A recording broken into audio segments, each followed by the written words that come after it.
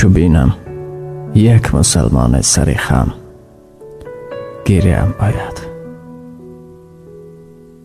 یتیمی را چو بینم دیدش نم، گریم آید.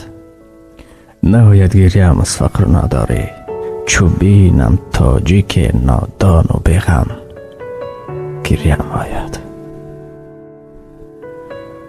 چو بینم پیری بر جا مانده در نزد فرزندش، ندارد اعتبار ارزش و یک گفته و پندش.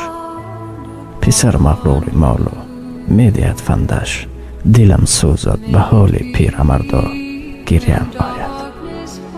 چو بینم مادر غمگین و بیچاره، زی بهر برده نان به هر سو گشته آواره.